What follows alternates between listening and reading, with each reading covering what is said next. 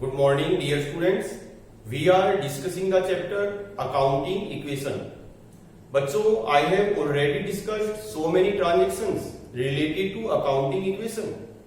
Today we will discuss some more questions related to this chapter. Let's start. बच्चों, question में पढ़ रहा हूं, आपने ध्यान से सुनना है.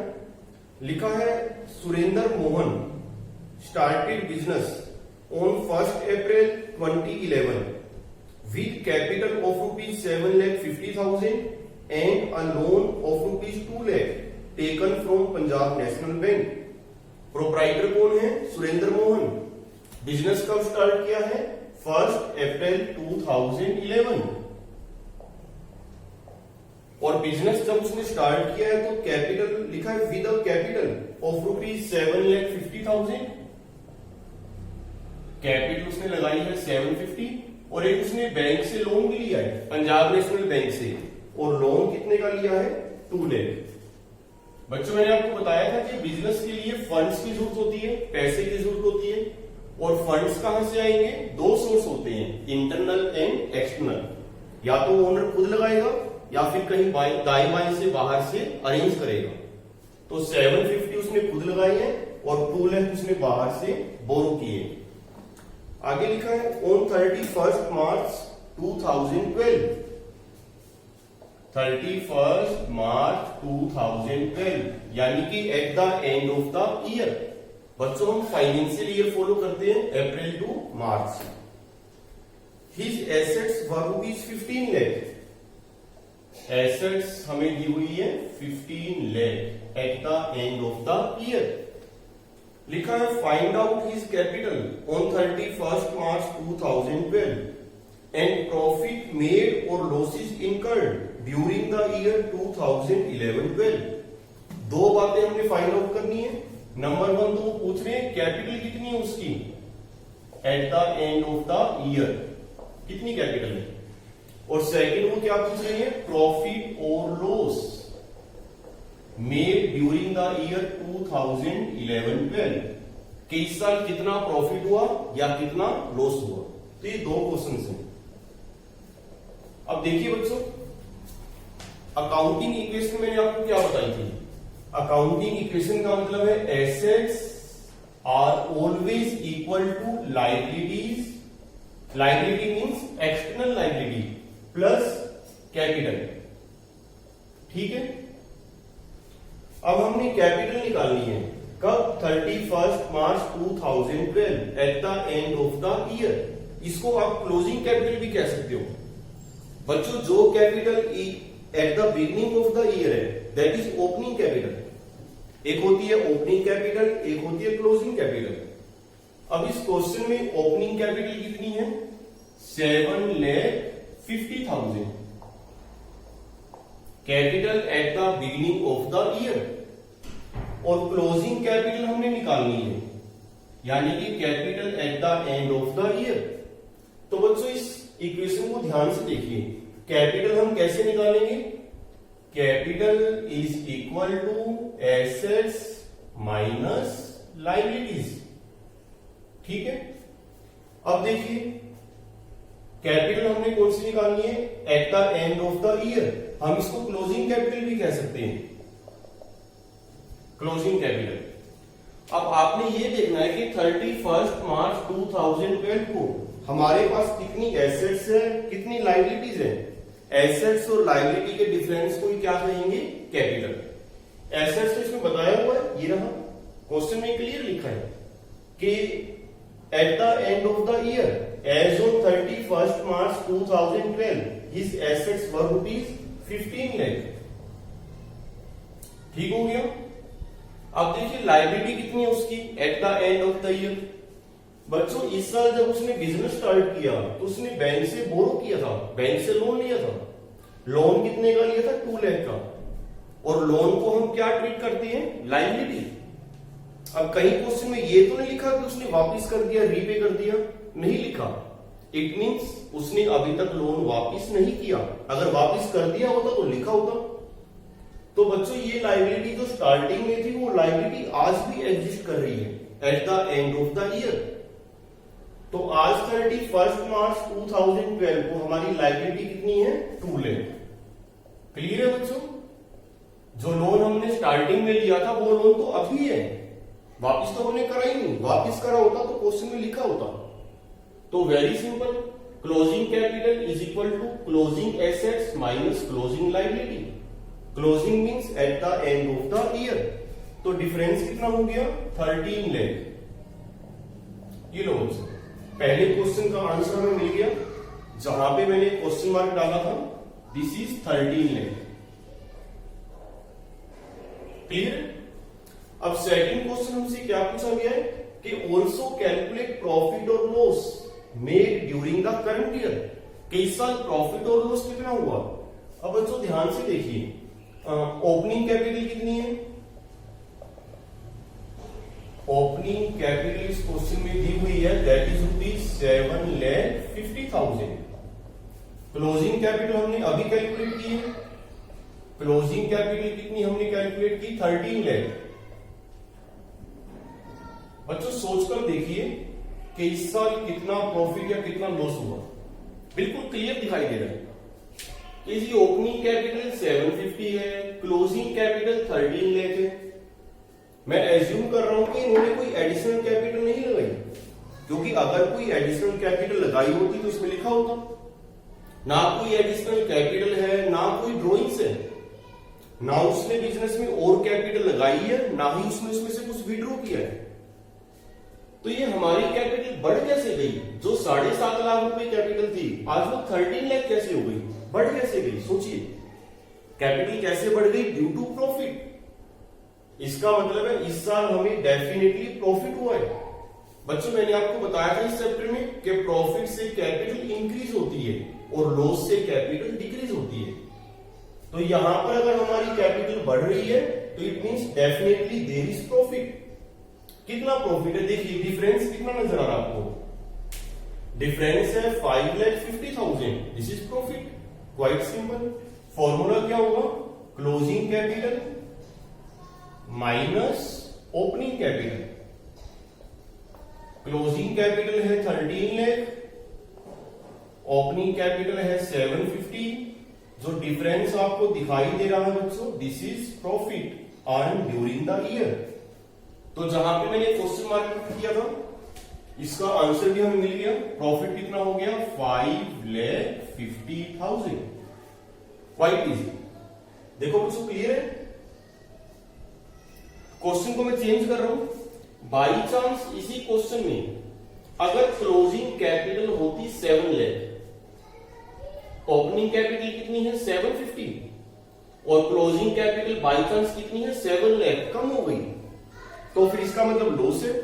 और कितना लॉस है? 50,000। समझ गए होंगे आई थिंक। बच्चों इस क्वेश्चन में 2 पार्ट है। ये फर्स्ट पार्ट हमने कर लिया। अब सेकंड पार्ट में क्या लिखा है? लिखा है if in the above question the proprietor had introduced additional capital of ₹1,25,000 and had withdrawn ₹40,000 for personal purposes, find out the profit. Question change कर रहे हैं। मान लीजिए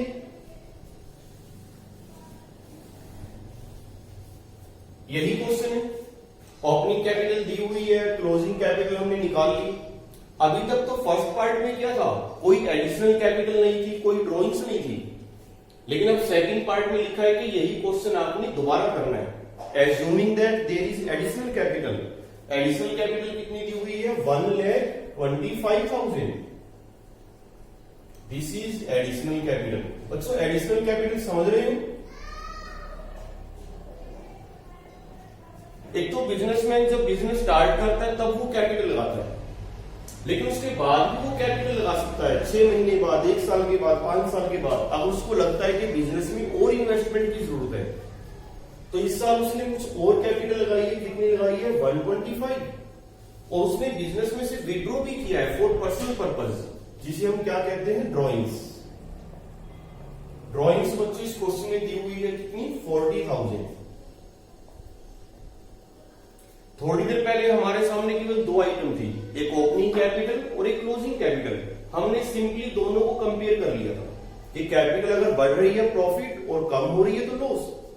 लेकिन यहां पे बच्चों हमारे सामने 4 आइटम्स हैं। ओपनिंग कैपिटल भी गिवन है, क्लोजिंग कैपिटल भी गिवन है, एडिशनल कैपिटल भी गिवन है और ड्रॉइंग्स भी गिवन है। हमें क्या कहा गया है? कैलकुलेट प्रॉफिट और लॉस। अब कैसे कैलकुलेट करेंगे? देखिए बच्चों, आपने भी कुछ सोचना है, बिल्कुल इजी है, क्वाइट सिंपल, थोड़ा मैथमेटिकल है, आपने दिमाग लगाना है। देखिए कैसे करें, सोचिए। चलो बच्चों, इस क्वेश्चन को मैं 1 मिनट के लिए छोड़ रहा हूं, इग्नोर। एक फॉर्मूला मैं आपसे पूछ रहा हूं, closing capital is equal to, मान लीजिए मुझे क्लोजिंग कैपिटल निकालनी है, capital at the end of the year. 2 minute के लिए इस क्वेश्चन को आप भूल जाइए। ओपनिंग कैपिटल हमें दी हुई है, ठीक है, एडिशनल कैपिटल हमें दी हुई है, प्रॉफिट्स हमें दिया हुआ है और ड्रॉइंग्स भी हमें दी हुई है।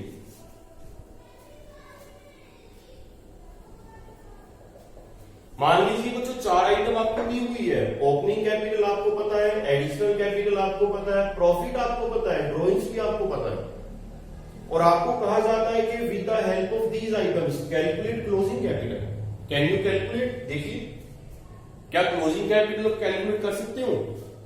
बिल्कुल कर सकते हो। कैसे कैलकुलेट करेंगे? ओपनिंग कैपिटल यहां पे साइन प्लस का आएगा माइनस का आएगा बच्चों? देखिए यहां पे साइन क्या आएगा? प्लस। यहां पर देखिए क्या साइन आएगा? Opening capital plus additional capital, यहां पर भी क्या आएगा? प्लस। एडिशनल कैपिटल को मैंने प्लस कर दिया क्योंकि इससे तो कैपिटल बढ़ेगी, प्रॉफिट को भी मैंने प्लस कर दिया क्योंकि इससे भी कैपिटल बढ़ेगी, लेकिन ड्रॉइंग से तो कैपिटल कम हो जाएगी, इसको हम क्या करेंगे? माइनस। देखिए बच्चों, ये फॉर्मूला आपको ठीक लग रहा है या नहीं लग रहा है?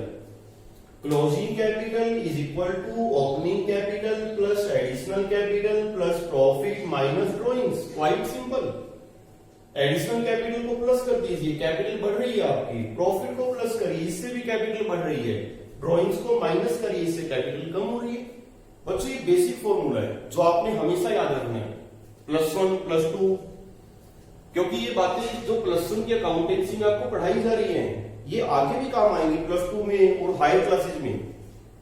ठीक है बच्चों, +1 की अकाउंटेंसी में जो भी आपको सिखाया जाएगा शुरू से लेके आखिर तक, वो सारा का सारा ही बेसिक है। और अगर एक बार बेस आपका बढ़िया तैयार हो गया, फिर आपको कभी अकाउंटेंसी में कोई दिक्कत नहीं आएगी। अब यहां पर देखिए बच्चों, क्वेश्चन तो हमारा हो ही गया, ये 4 आइटम्स आपको दी हुई हैं और प्रॉफिट हमने कैलकुलेट करना है। कुछ नहीं करना, आपने सिंपल इसमें वैल्यूज पुट करिए, प्रॉफिट ऑटोमेटिकली आएगा। अब देखिए क्लोजिंग कैपिटल कितनी है हमारी? 13 है, ठीक है। ओपनिंग कैपिटल कितनी है बच्चों? 7,50,000। Just put the values. Additional capital कितनी है? 1,25,000 प्लस प्रॉफिट माइनस ड्रॉइंग्स कितनी दी हुई है? 40,000। बस हो गया क्वेश्चन बच्चों, तो आप कर सकते हो। Profit is equal to 13 lakh, sign change हो जाएंगे, प्लस 40,000 माइनस 125 माइनस 750। देखो बच्चों कहीं गलत तो नहीं हो गया? 13 lakh plus 40 minus 125 minus 750, 13 lakh 40,000, 13,40,000 और ये कितना हो गया? माइनस 875। और अगर हम कैलकुलेट करेंगे हो गया 465। चेक करना बच्चों कैलकुलेशन ठीक है नहीं है। प्रॉफिट कितना हो गया? 4,65,000। तो जहां पे मैंने क्वेश्चन मार्क पुट किया था इसका आंसर हमें मिल गया 465। ये लीजिए। तो देखो बच्चों क्लियर है, मैंने दोनों तरीके आपको बता दिए। इस क्वेश्चन के हमने 2 पार्ट किए। फर्स्ट पार्ट में तो बिल्कुल ही इजी था, just compare opening capital and closing capital and find out profit और लॉस। और अगर ये 4 आइटम्स आपको दी हुई है तो कुछ नहीं है, आपने बस ये बेसिक फॉर्मूला याद रखना है, प्रॉफिट और लॉस ऑटोमेटिकली कैलकुलेट हो जाएगा। क्लियर? आगे चलते हैं।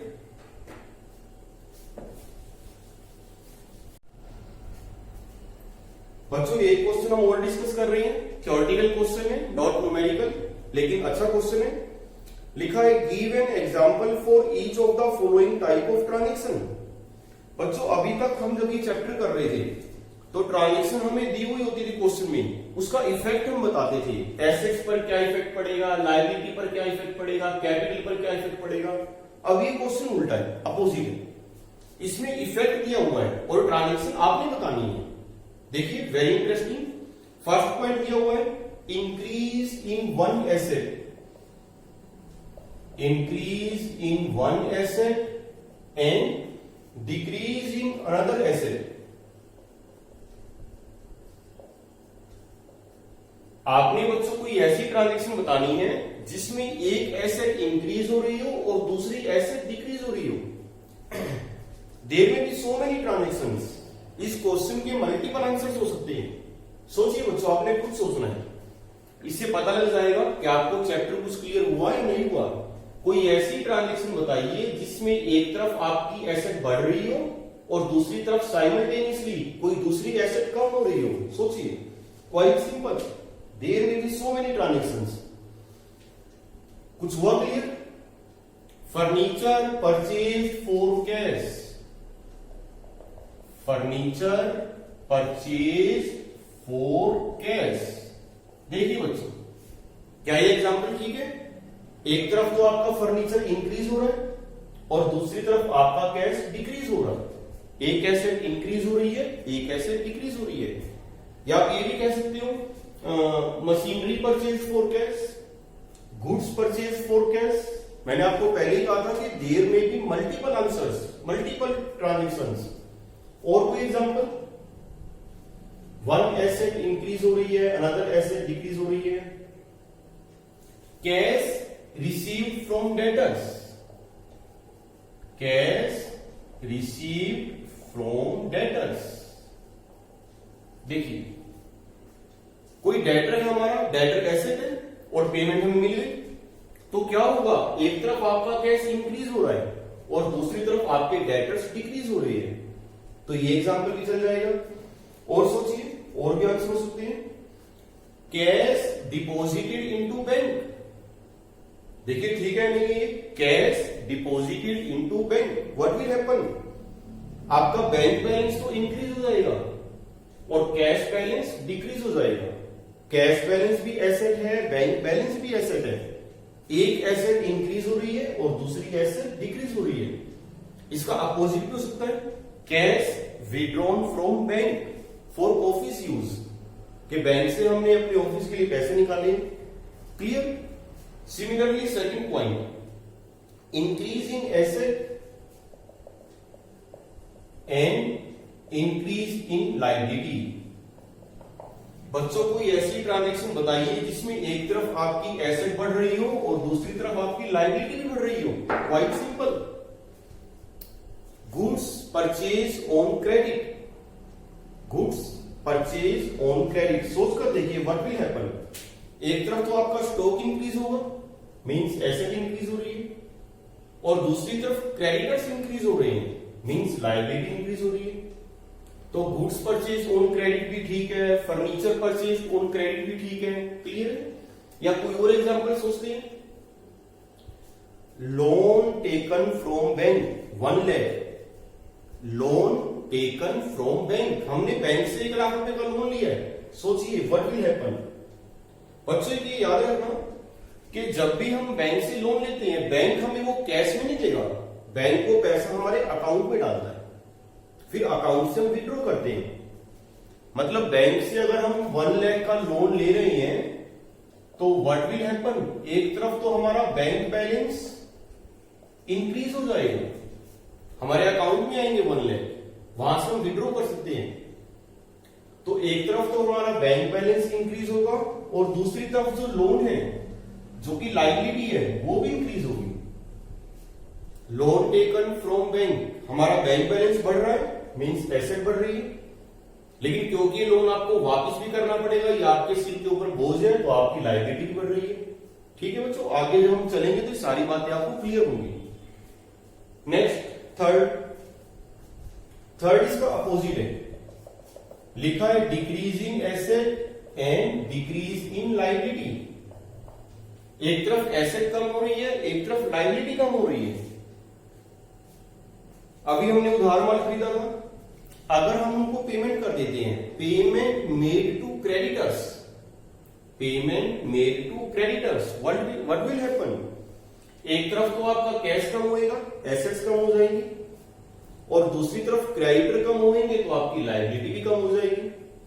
या आप ये कह सकते हो रीपेमेंट ऑफ बैंक लोन, जो हमने अभी लोन लिया था हमने रीपे कर दिया, वापस कर दिया, तो एक तरफ तो हमारा बैंक बैलेंस कम हो जाएगा और दूसरी तरफ हमारा वो लोन भी कम हो जाएगा, एसेट भी कम हो जाएगी और लायबिलिटी भी कम हो जाएगी। क्लियर?